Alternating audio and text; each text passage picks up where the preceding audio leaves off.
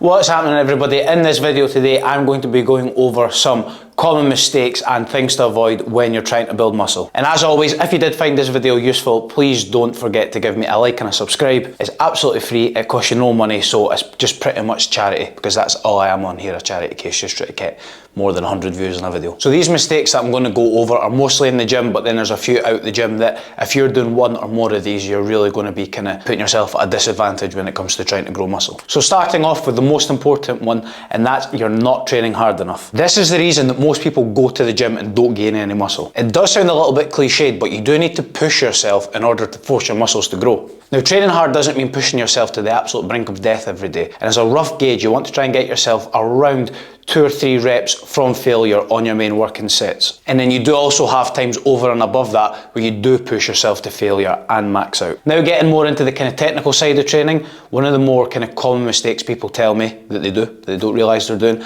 is that they don't train each muscle frequently enough. You don't want to train in that kind of old bro science model of having one day for each body part. You want to make sure that you're training each muscle at least 2, maybe even 3 times per week. The way I always put it is, if you train a muscle once a week, you're giving it 1 chance to grow. Whereas if you train 2 or 3 times a week, you're giving it 2 or 3 chances to grow. On top of that, say you're doing like a chest day and you're doing 20 sets for your chest in that one day. By the time you get halfway through that, your chest is going to be pretty knackered. And then the quality is going to start to dip. So if you split those 20 sets over 2 days and you're doing 10 on one day and 10 on the other, you're going to have much better quality. And better quality is going to lead to more gains. And I hate using the S word, but the science and research does show that training a muscle more frequently with less volume is more conducive to muscle growth. The next mistake, I'm kind of grouping 2 into 1, and that's being fixated on a rep range and doing super high reps. We all know that to grow muscle, you need to put your muscles under tension, and the higher reps you do, the more time under tension your muscles will be under. However, high reps aren't the be all and end all when it comes to growing muscle, and what I'll often see is people being absolutely hyper focused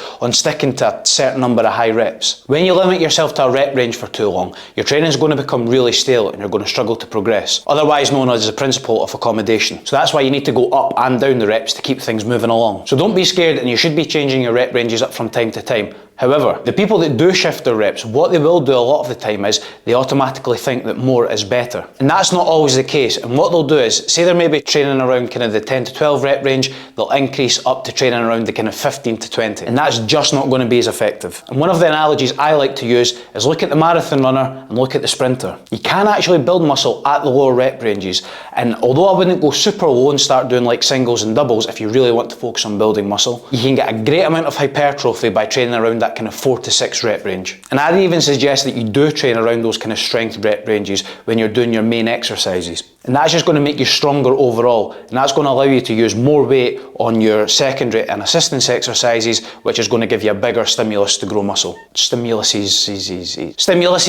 plural. Now, the next thing I'll say is mostly for the kind of beginner and intermediate lifters, but it does also apply to kind of the advanced lifters as well. And that's when you're trying too hard to train like a bodybuilder. I know that nowadays you get bombarded with clips all over social media of these guys training, and you're just trying to copy them. Going on all the fancy machines and using the fancy attachments and the D handles and doing everything super slow with all the pauses, all that kind of stuff. And that's all well and good, but all that stuff has got to be underwritten by the basics and fundamentals, a lot of which I've already talked about on this list. Yes, you should try and keep as proper form as possible and try and maximize your time under tension, but don't overcomplicate the process of picking up a weight and moving it from A to B for X number of reps. These professionals you're watching training have spent years and years building themselves up from the fundamentals, and they're now at the point where they're really just trying to refine their physique and work on the small details. Now we're going to move out the gym, and this is probably one of the biggest just misconceptions, and that's overdoing your food. You do not need to extreme bulk. Bulking isn't an excuse to be a greedy fat bastard. As long as you're consuming a sufficient amount of protein,